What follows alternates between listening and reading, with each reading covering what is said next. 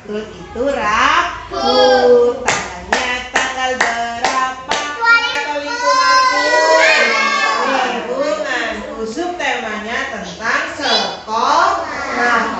Kita bersekolah di mana ini? Di TK Al-Iman. Bertempat di desa mana ya ini? Di desa Banjaran. Siapa yang suka sekolah? Kenapa suka sekolah? Saya senang. Iya senang, kenapa? Ada mainan. Oh ada mainannya. Ada Terus temannya. ada temennya. Ada guru. Ada gurunya, ada jalan-jalannya, ada belajarnya. Pasti senang sekali belajarnya ya. Iya. Hari ini kita akan belajar membuat keyakinan kelas. Keyakinan kelas itu apa ya? Keyakinan kelas itu peraturan yang ada di kelas kita. Jadi kita harus punya keyakinan kelas biar kita nggak salah perilakunya. Contohnya gini, kita sesama teman harus apa ya? Loh, sesama teman Baik. harus baik. Contohnya baik seperti apa? Jangan jahat. Jangan jahat, pinter. Apalagi jangan mukul, jangan berantem. Nah, itu namanya keyakinan kelas. Tapi, iya betul. Lina punya kertas not, kertas kecil. Iya. Tolong-tolongan. Iya betul. Ini setiap anak ambil satu. Nanti kertas yang warna biru. Biru ya. Biru. Ini ada lemnya kok. Nanti juga tempel. Nanti yang nulis dibantu Bu Lina. Jadi kita bikin keyakinan kelas dulu ya. Oke. Setiap anak ambil satu. Andri, ambil satu dulu Mas Agam. Tarik. Nah, Afta, ambil satu. Enggak tak? Jangan belum ke sana aja. Jangan tolong-tolongan. Adil, jangan dorong yang biru. Jangan dorong-dorongan. Jangan pipit. Iya. Dorong. Jangan peluput. Dorongan nih. Jangan berebut. Jangan Dasam, takut. jangan mencubit ya. Jangan berenang. Sampai Tuhan. Jangan berebut tambak. Tambak-tambaknya. Iya. Jangan memukul, jangan dorong-dorongan. Jangan menyambut. Sudah jangan mencubit apalagi. Mukul. Tidak boleh memukul, sudah itu. Tidak boleh. Mas duduk bawah Mas. Tidak boleh berebut alat tulis. Nah, lagi apa lagi kalau kita belajar? Tak boleh peluput. Taruh mana itu? Tak boleh peluput mainan. Gak boleh berebut mainan kalau kita lagi belajar. Kalau kita lagi belajar, Tak boleh mengganggu teman. teman. Teman. Terus kalau ada bu guru di depan kelas, Manut. harus manut-manutnya gimana ya? Iya sudah itu. Kalau bu guru lagi ngomong di depan, Tak boleh meluput orang. iya Mas Abid, kalau Bu Lina lagi menjelaskan, bu guru lagi menjelaskan, kita harus gimana ya?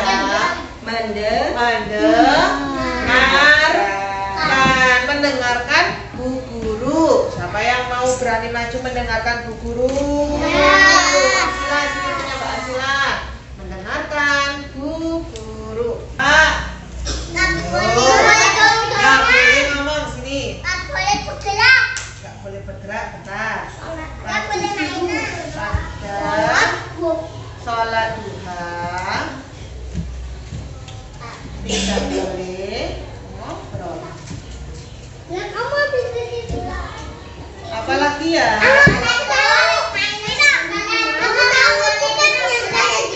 Nah, sholat duha nggak boleh bergerak. Iya yang pesanan bikin pesanan itu Sholat ya. duha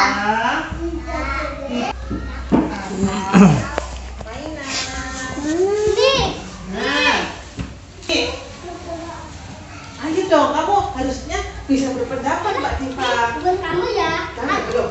Kalau kita habis makan bekal harus diapakan? Berdoa. Berdoa ya.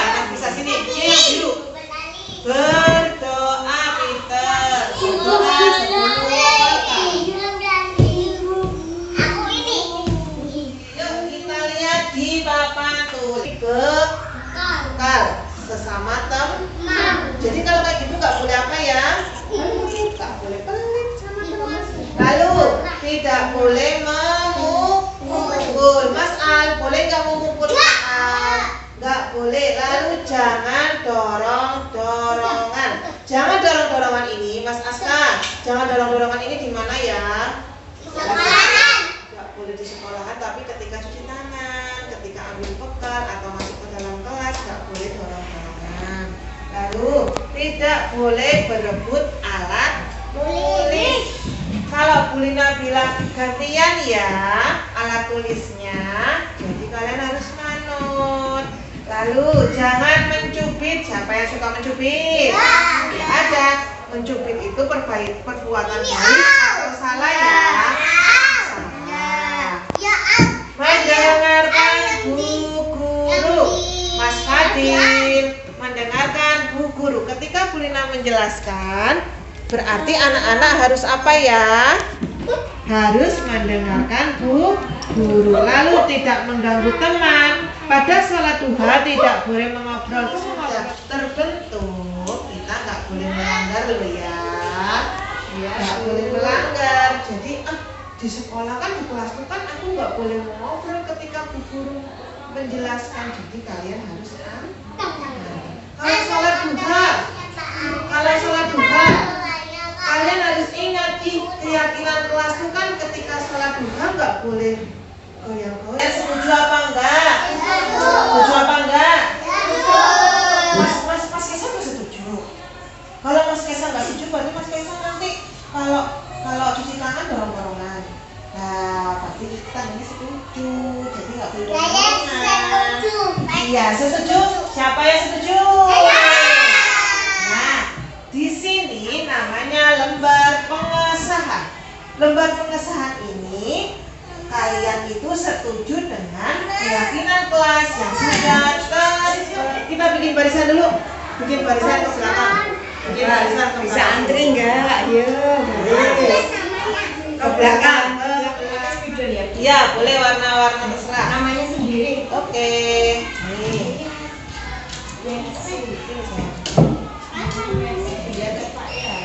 Tarik. Ya, yuk. Ambil. Oke, tarik. Oke, ambil. Tarik. Tarik. Lihat ya. Dicontoh di ini tuh. Ya, namanya ditunjuk. Ayo, jangan warna kuning bawa Reza. Ya, Enggak ada ya. siapa Bu? Kecuali mau ganti kertas. Ini kamu namanya siapa? Kaisang. Iya. Ambil begini, betul yang salah ambil nih. Ambil lagi. Jangan gede-gede, yang kecil-kecil aja nulisnya M ya. Bisa saya sih ya. Di Pak, dia kurang ke atas. Iya betul, tambah yang hijau betul. Bentar, tambah M R garis tepat. Nah, yuk bareng-bareng bersama-sama pelan-pelan ya. Dulu. Ya, yang hijau mundur.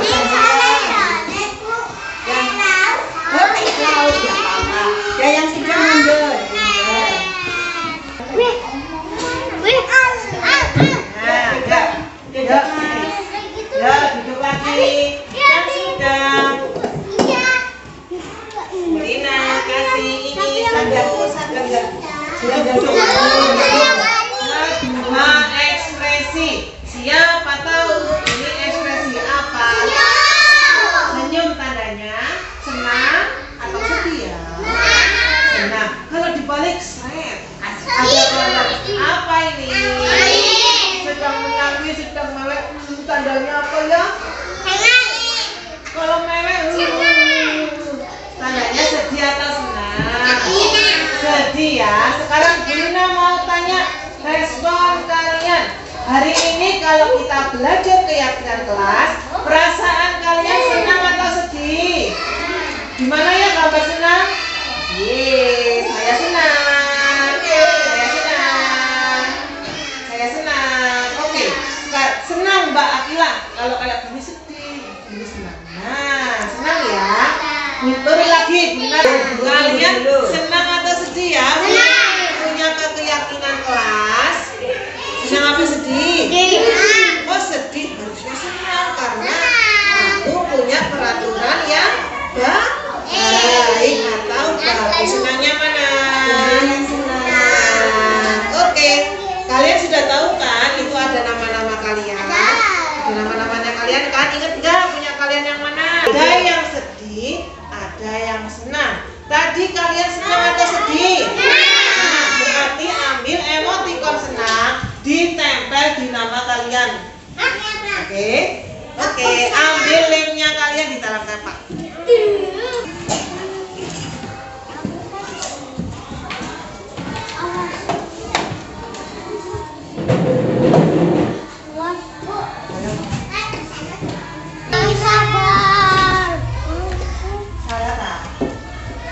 Alhamdulillah, hari ini kegiatan kita membuat keyakinan kelas. Kalian sudah setuju di lembar pengesahan ada nama kalian dan emoji senang. Tandanya kalian setuju ya sama keyakinan kelas ini. Jadi sekarang kita harus berperilaku baik ya, sesuai dengan keyakinan kelas yang sudah terbentuk di kelas kita. Oke, assalamualaikum warahmatullahi wabarakatuh.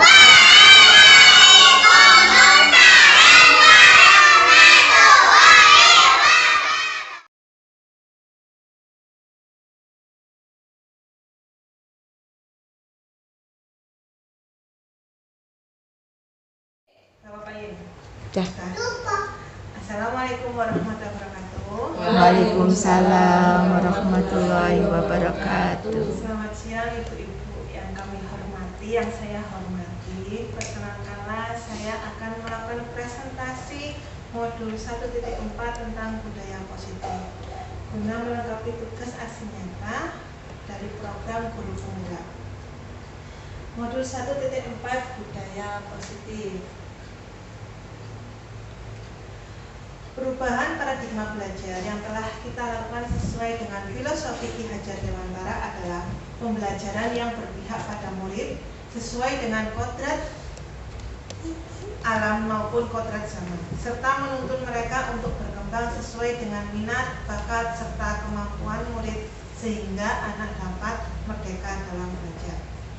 Budaya positif akan bisa terbentuk dengan kerjasama antara seluruh komponen warga sekolah. Budaya positif dapat membuat lingkungan sekolah menjadi lebih positif dengan menggerakkan dan memotivasi warga sekolah agar memiliki, meyakini, dan menerapkan visi atau nilai-nilai kebajikan yang disepakati sehingga tercipta budaya positif yang berpihak pada murid. Saya akan mengajak bermain sebentar gitu. Oke, siap. Ini permainannya berpasangan, kegiatan kepalan tangan. Ada 2 orang. Ibaratkan tangan kita ini menggenggam sesuatu yang sangat berarti dalam hidup kita. Monggo. Tuyun mau sama siapa? Ada siapa yang mau sama saya? Bu Putri sama saya. Bu Uji sama aku. Oh ya, Ame Desawu. Bu Putri sama Bu Uji. Oh gitu ya. Cara permainannya, kalau Bu Uji yang mengepal, kalau Bu Yun mau mengepal, berarti Bu Yun mau membuka kepalan atau tetap mempertahankan kepalan. Ibaratkan tisu ini cita-cita kita, sesuatu yang berharga bagi hidup kita. Tugasnya saya dan tugasnya Bu Putri ialah membujuk Bu Yuyun sama Bu Uji untuk membuka, mau membuka atau tidak. Terserah caranya, mau dikitik-kitik, mau di nanti habis itu bakso yuk apa gimana? Dirayu ya? Dirayu intinya. Merayu. Siap? Siap. Oke, siap. Bu Yuyun. Ini apa yang dalam tangan? Pengen lihat di dalam genggaman itu apa?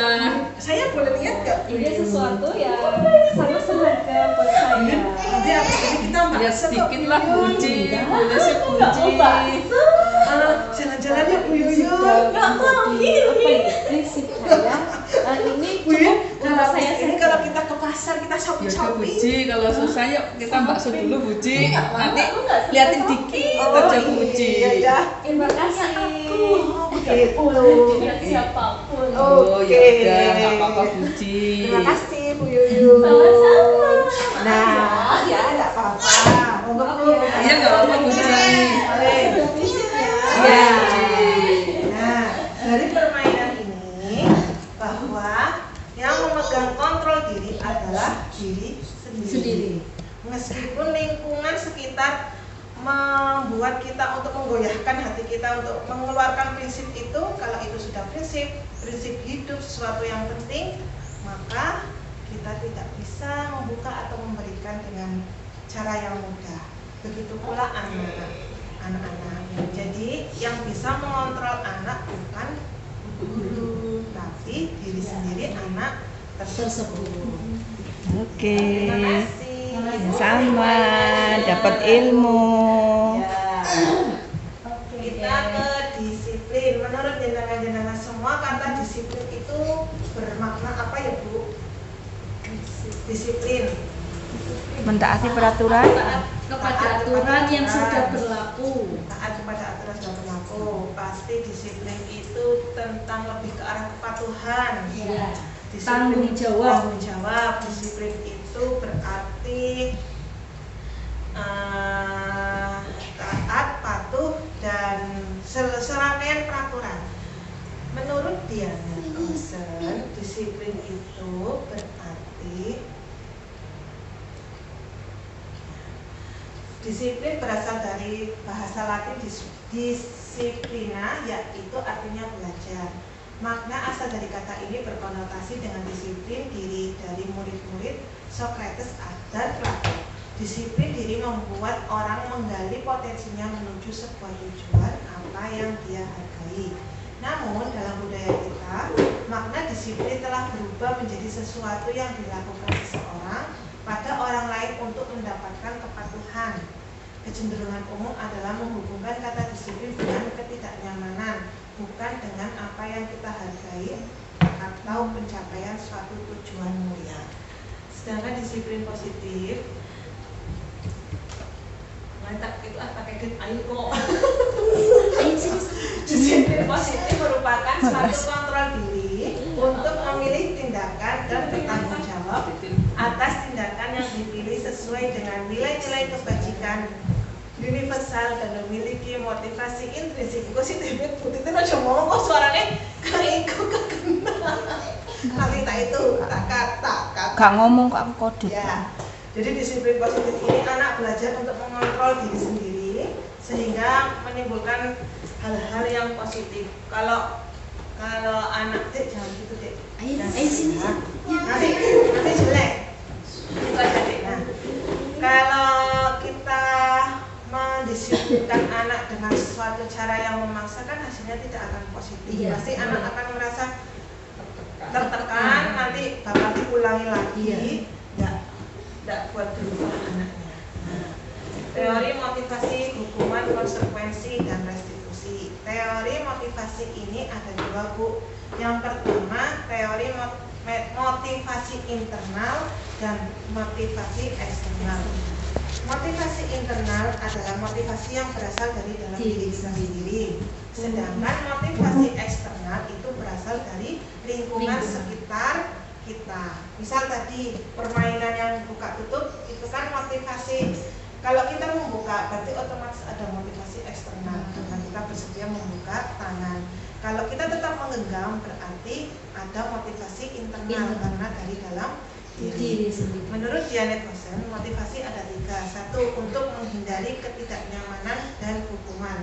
Untuk yang nomor satu ini termasuk motivasi eksternal. Contohnya gini, kalau ada suatu perintah dari kepala sekolah untuk mengikuti diklat atau workshop atau pelatihan, jadi kita merasa, udahlah aku ikut aja, nanti takutnya dimarahi sama KS.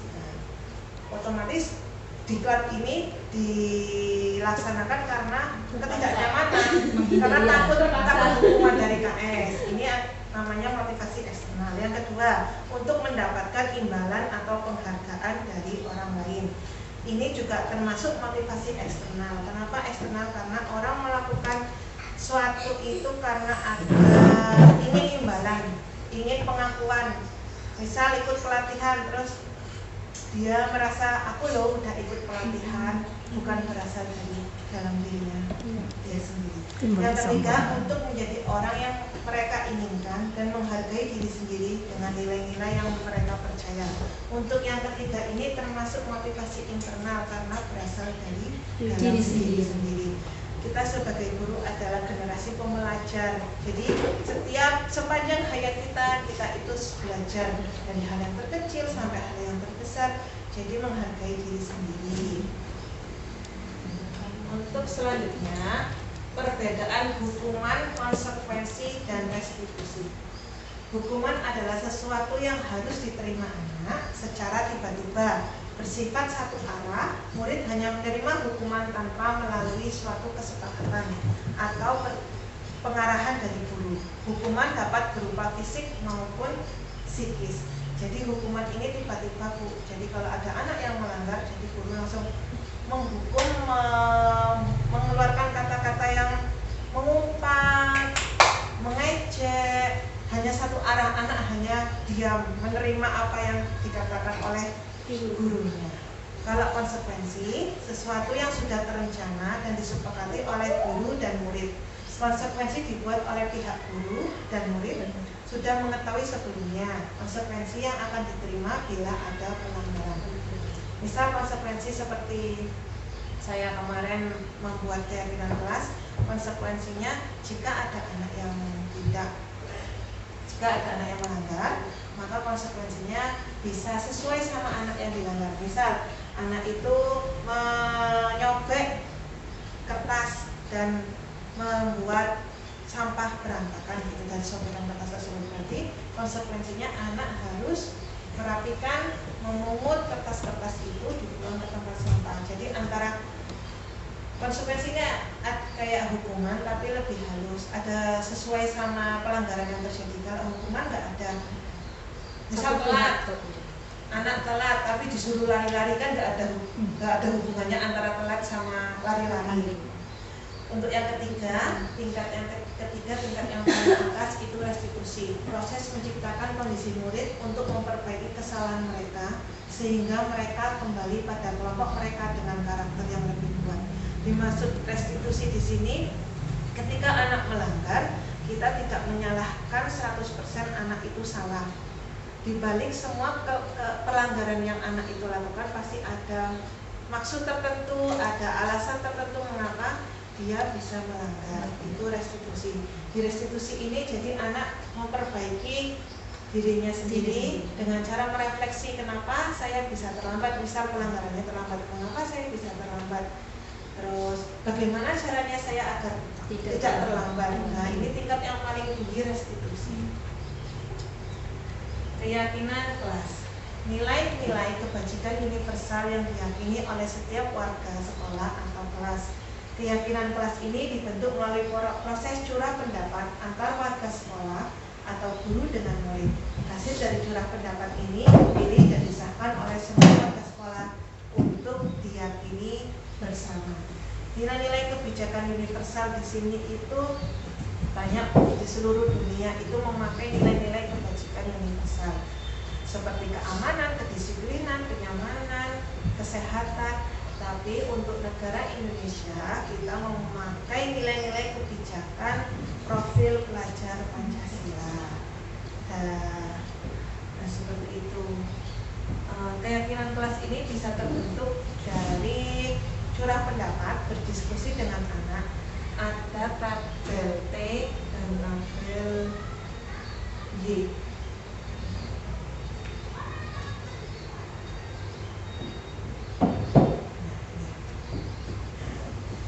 Kegiatan pendalaman keyakinan kelas tabel T dan tabel D. Kalau kemarin saya itu tabel T, tapi nggak tertulis.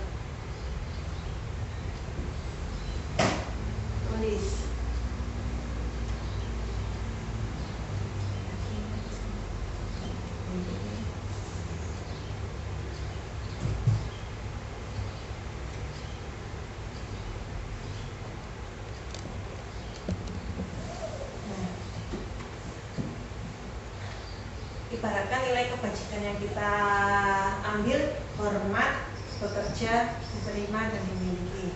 Hormat, terdengar. Hormat itu menghargai, hormat itu sopan santun, lebih ke arah sopan santun. Bila ada guru misal mengucapkan salam, kalau tabeliye terdengar. Jika guru mengucapkan salam, assalamualaikum, berarti terlihat seperti apa? Berarti anak-anaknya menjawab waalaikumsalam. Berperilakunya seperti apa? Seperti kita seperti ini. Lalu bekerja, jika kata-kata ada terdengar, ayo kita kerjakan kegiatan hari ini, terdengarnya seperti itu, terlihatnya seperti apa ya anak-anak? Oh, berarti aku harus mengerjakan kegiatan itu, Bu. Nah, berperilakunya seperti apa? Aku harus mengisi sesuai dengan kegiatan. Itu diagram tabel Y. Kalau tabel T tampak seperti, tidak tampak seperti. Hormat tampak seperti membalas salam dari Bu Guru. Tidak tampak, tidak tampaknya nggak boleh acuh tak acuh terhadap salam. Bekerja, bekerja sama, tampak seperti bekerja dalam kelompok. Tidak tampaknya bekerja sendirian. Jadi kita nggak boleh bekerja sendirian, harus bekerja dengan kelompok. Misal aturannya bekerja dengan kelompok. Ini untuk membuat keyakinan kelas bisa memakai tabel T dan tabel Y.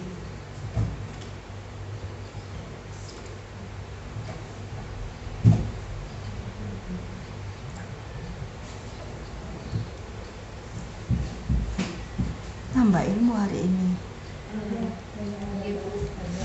Banyak. Posisi kontrol guru. Posisi kontrol guru. Kok nggak ada? Ini kok diedit ya? Kebetulan ini laptopnya gambarnya ini kenapa? Ini gambarnya ini.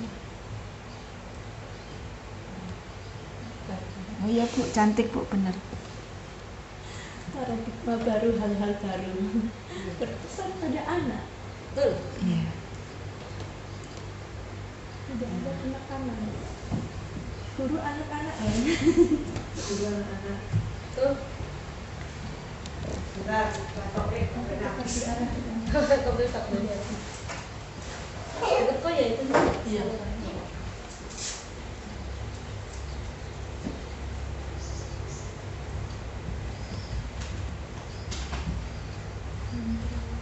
Posisi kontrol guru. Yang pertama penghubung. Posisi ini guru sukanya menghardik, mengejek, membentak, menunjuk, berkacak pinggang, tidak memperhatikan perasaan anak, tidak memperhatikan setelah kejadian itu seperti apa. Jadi hanya satu arah, anak hanya menerima apapun yang dikatakan oleh guru yang menghukum.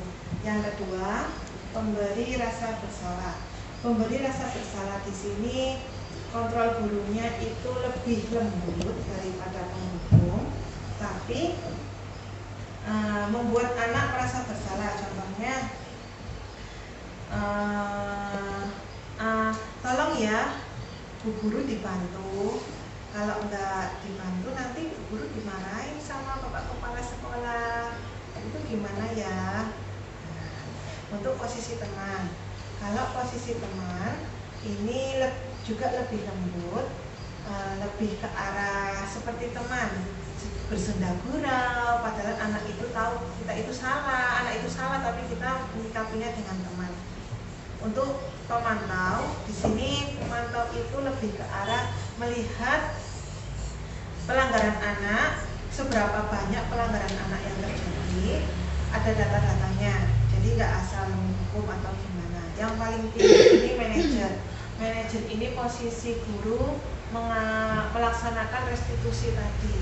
Jadi mengajak anak duduk bersama, berefleksi, bagaimana mencari solusi atas permasalahan yang terjadi.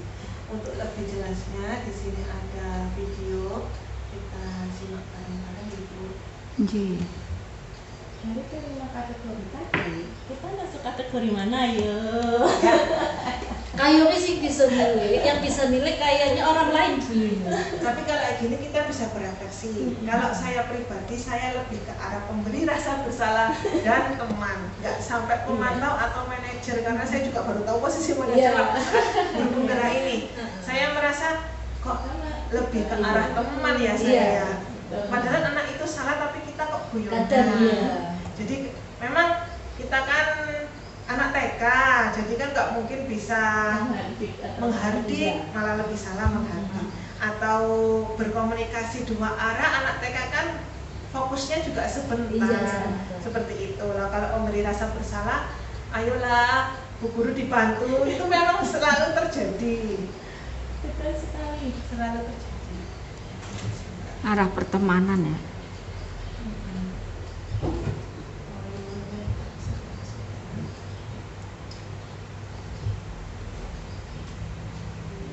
Ini bisa buat kita lebih paham lagi.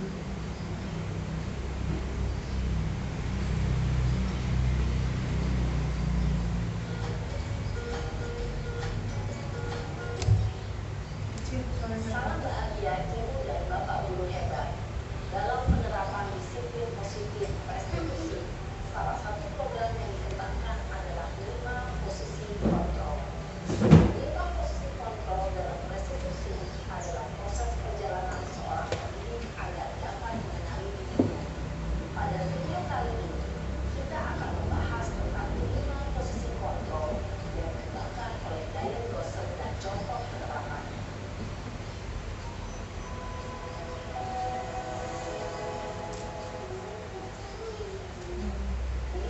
Untuk lebih memahami kelima posisi tersebut, mari kita saksikan kasus Naren yang terlambat hadir 20 menit di sekolah dan melihat bagaimana kelima posisi kontrol dalam menghadapi masalah tersebut.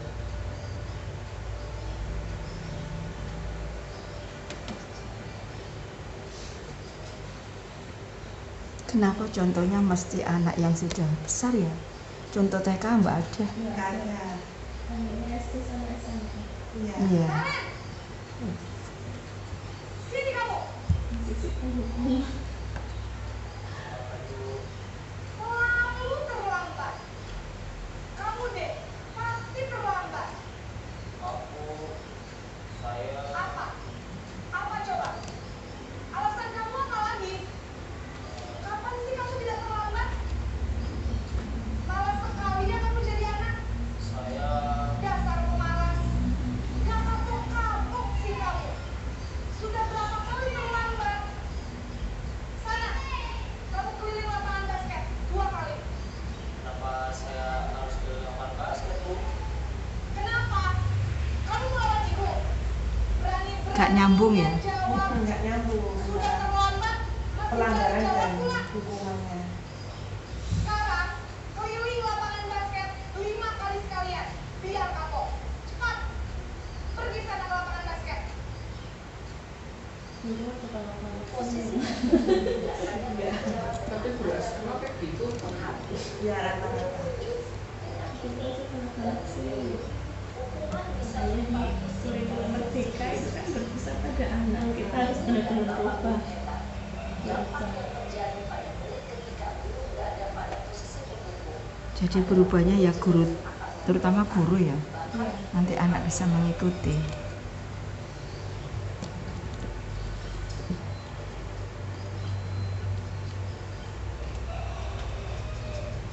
Berubah cara.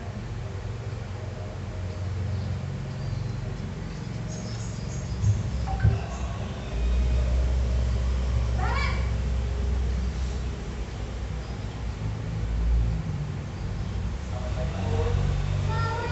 Naren! Kamu kenapa terlambat lagi, nak? Ya Tuhan, Naren. Kamu senang ya bikin ibu susah ya? Kalau kamu terlambat lagi, nanti ibu yang ketemu bapak kepala sekolah, nak. Disangka ibu tidak bisa membina kamu. Duh, gimana ini? Aku Duh, Gusti Naren, Naren. Ibu. Sekolah. Terus, sekarang ibu harus tulis apa ini di buku absen?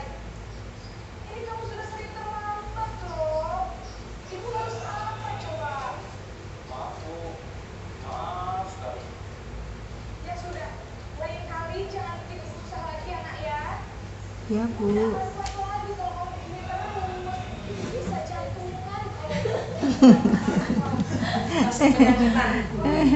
Maaf ya Bu, maaf sekali. Posisi membuat rasa bersalah, berbicara dengan nada tenang, cenderung lembut, namun kata-kata yang diutarakan membuat diri merasa tidak nyaman dan gagal. Memandang buruk dirinya sendiri, merasa tidak berharga, dan tidak sanggup membahagiakan orang lain. Ketika guru mengambil posisi membuat rasa bersalah, murid akan menganggap dirinya yang bersalah dan ia akan menyimpan emosi negatif tersebut di dalam dirinya. Efeknya ya, Ya, efeknya seperti itu. membuat salah. Kalau saya ngerasa buat rasa bersalah sama Karin biasanya.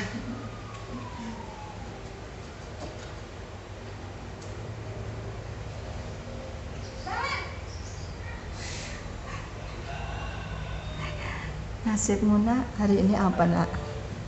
Wah, sudah jam berapa nih, Nak? Terlambat lagi ya, sayang. Iya Bu, habis ibu saya membangunkan saya Bu. Kamu malah menyalahkan ibu kamu. Kamu bukannya anak yang paling kencang. Kok terlambat sih? Iya Bu, saya memang bangun bangun tadi. Jadi biarpun saya kencang, Bu Uci, Bu Putri, ya, tekornya secara senyum, smile, terutama Bu Titi nih ya. Lagi ya, biar gak terlambat lagi. Iya Bu. Demi ibu. Bisa kan? bisa lah Bu. Semangat. Sudah sana ke sekolah, beresin urusan absen kamu. Kamu ini ada saja. Nggak ada dendam ya. Guru berbicara dengan nada suara ramah, akrab, cenderung bersenda gurau untuk menjaga suasana tetap santai. Ya, ini. Murid akan merasa senang.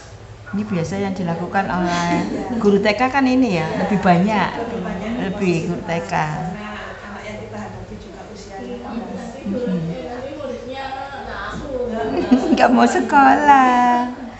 Ketergantungan dari murid kepada orang tertentu.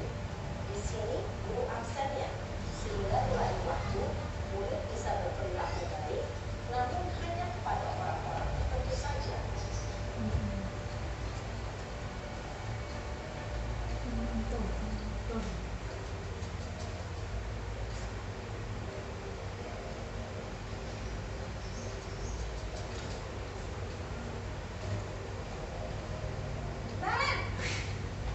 Aduh.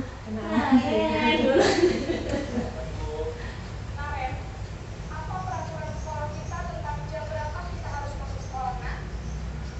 Kita harus sekolah dulu. Iya betul, sekarang sudah jam 7.20. Kalian sudah tahu konsekuensinya jika terlambat hadir.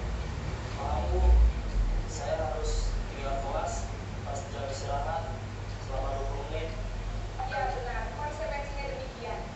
Jadi nanti jam 9.30 pas istirahat, kamu harus tinggal di kelas, kerjakan tugas tambahan untuk ketinggalan kamu, ya. Baik Bu. ini tahu konsekuensi yang harus diterima. Posisi pemantau mengandalkan perhitungan atau data untuk mengontrol murid. Guru Kok jadi kayak oke? Susah memantau. Ya yang masuk cuma sebagai teman. Sebagai teman, nanti apa namanya kita belajar sampai tingkat belajar nanti sampai atas. Ini aja.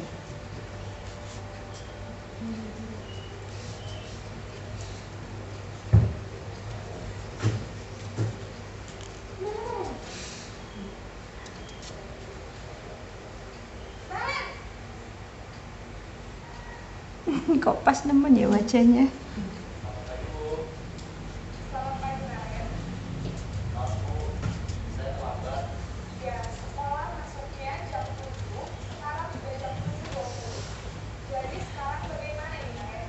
Maaf Bu, saya lupa setelah saya semalam. Baiklah, menurut kamu, keyakinan sekolah yang mana yang perlu kamu lihatkan? Menghargai diri sendiri dan orang lain mungkin ya Bu. Setuju.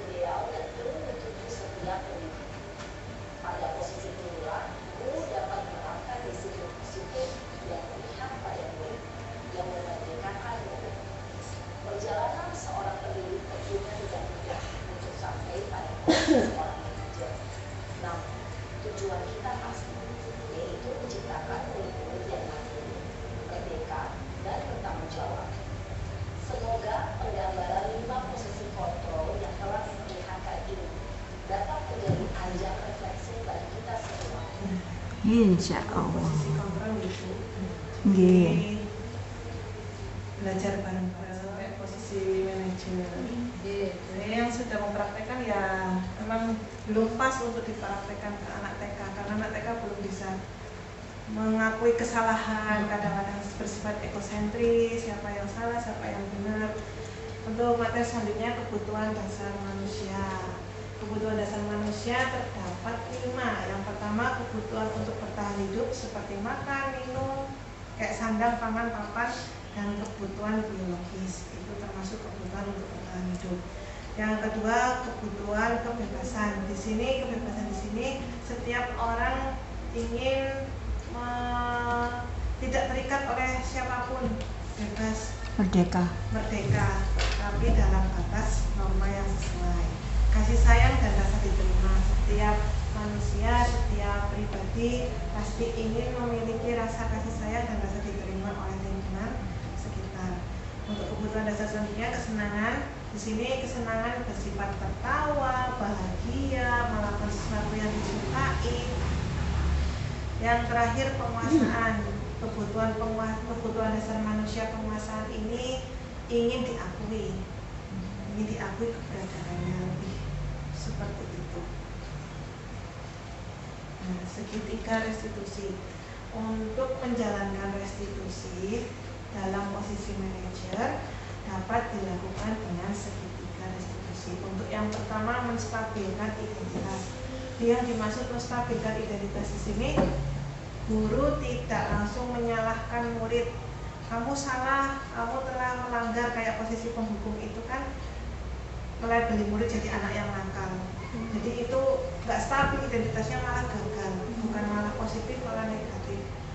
Yang kedua validasi tindakan yang salah. Kita sebagai guru memvalidasi, iya tindakan kamu salah. Misal memukul, iya kamu berhak kok memukul anak, tapi yang ketiga membuat keyakinan. Di situ ditekankan kalau memukul itu perbuatan yang salah, jadi tidak boleh dilakukan. Anak diajak untuk mencari solusi atas permasalahan tersebut. Misal kalau memukul bisa ditanyain kenapa sampai anak itu memukul. Jadi kita nggak menyalahkan kok kamu yang memukul kayak gitu, buatan. Setiap perilaku anak itu pasti mempunyai tujuan untuk memenuhi kebutuhan dasar manusia tadi. Misal kalau anak bermain, mainannya direbut, jadi otomatis kebutuhan dasar kesenangannya kan nggak bisa tercapai dengan optimal karena direbut. Jadi anak itu bisa memberontak, bisa memukul, menyakar, merebut mainan karena kebutuhan dasarnya dia tidak terpenuhi. Jadi di sini membuat keyakinan dengan cara bagaimana solusinya agar anak itu. Jadi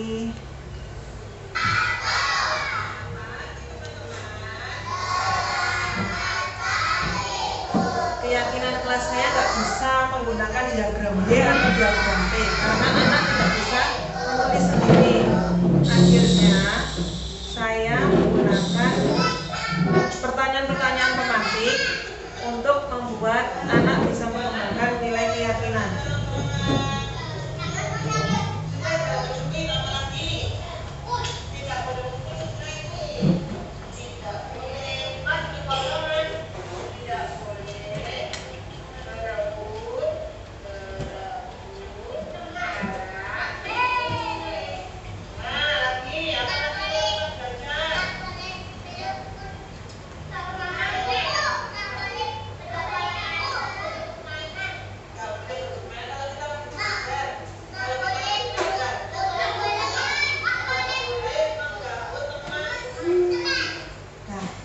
Kegiatan curah pendapat ini yang saya alami itu kagetnya kok anak-anak ternyata bisa punya pemikiran seperti itu ya, punya pendapat sendiri. Saya nggak kira Afif bakal aktif sekali kegiatan ini. Kirain saya yang aktif itu kalau nggak Aska, Fadil, terus Al yang sudah terbiasa komunikasi dengan kita. Ternyata Abid bisa berkomunikasi. Yang terakhir itu yang nggak bisa mengutarakan pendapat Diva, Afta, sama Akila.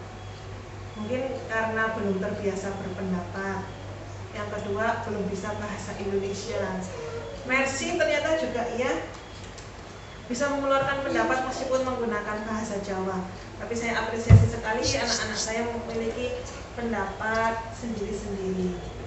Respon anak alhamdulillah bisa terlihat di sini, senang ya Bu. Anak setuju. Dampaknya tadi pas salat duha kan saya membuat keyakinan kelas ketika salat duha itu tidak boleh gerak-gerak. Alhamdulillah tadi al keyakinan kelas kita apa al? Langsung anteng. Begitu juga Fadil. Begitu juga terakhir itu siapa yang Kesang. Gitu. Jadi nggak gerak-gerak jadi tahu.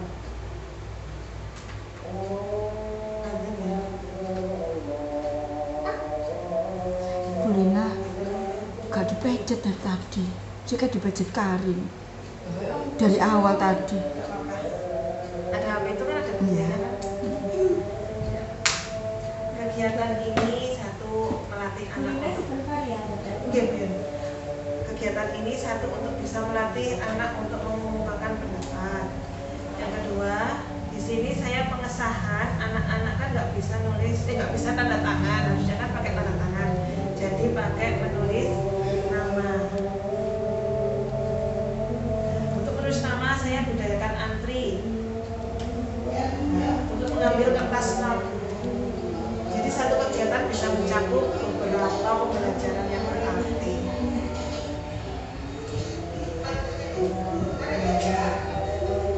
Anak belajar menulis nama sendiri.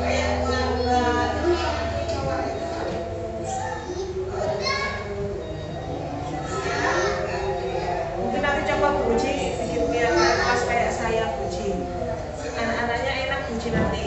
Insya Allah Di luar dugaan Bu Uji. Yang diharapkan anak itu justru anak itu yang nggak bersuara. Ternyata itu.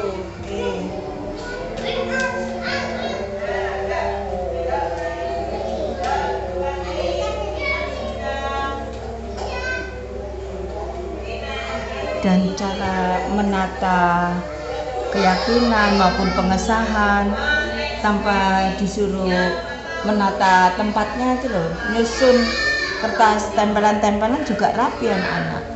Ini kegiatan respon anak alhamdulillah baik semua karena ini kegiatan yang tidak pernah dilakukan sebelumnya, jadi anak responnya baik.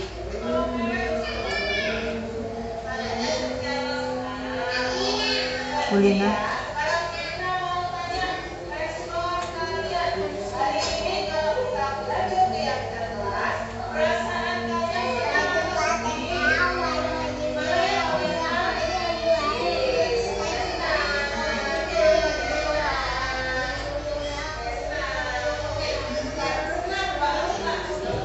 Akilatok yang sedih. Iya. Pemesan kemarin. Bisa nulis nama. Iya, makanya sedih. Jadi sedih nggak bisa nulis namanya, nyontot Bapak nggak kemarin nggak bisa. Sedih dia, jujur anak-anak jawabannya. Responnya positif alhamdulillah.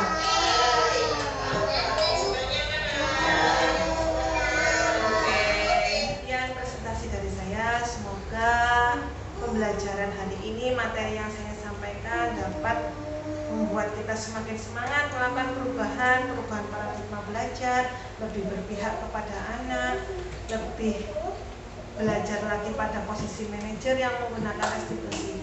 Cukup sekian pemaparan dari saya, kurang lebihnya saya mohon maaf apabila banyak tutur kata yang kurang berkenan.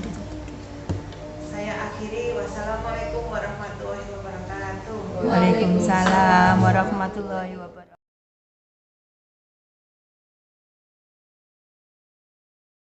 Assalamualaikum warahmatullahi wabarakatuh. Saya Bu Yuyun Kurniati. Saya selaku kepala sekolah di TK Iman. Saya berpendapat bahwa setelah saya melihat pemaparan dari Ibu Sapitri Karlina tadi mengenai budaya positif, yakni penjelasan dari modul 1.4 itu bahwa banyak sekali paradigma baru, banyak hal-hal baru yang harus kita pelajari khususnya di kurikulum Merdeka.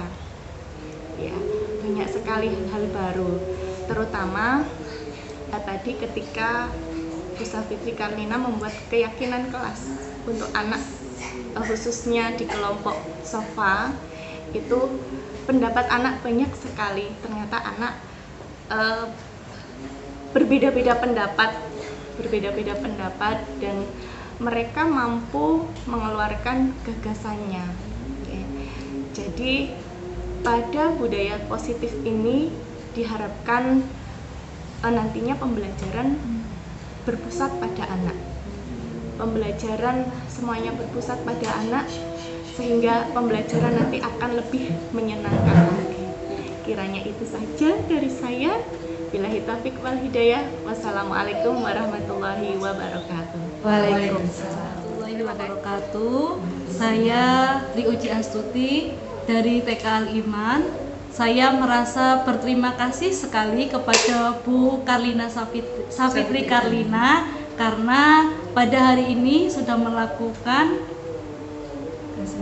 pemaparan atau presentasi, di mana presentasinya kami nilai memang sangat baik karena di sini saya belajar banyak hal-hal baru yang selama ini saya belum pernah pelajari, dan alhamdulillah hari ini saya belajar tentang keyakinan kelas, apa yang harus diterapkan pada anak-anak, dan saya juga di sini belajar tentang 5 posisi kontrol guru, di mana sebagai guru kita harus memahami 5 kontrol tersebut.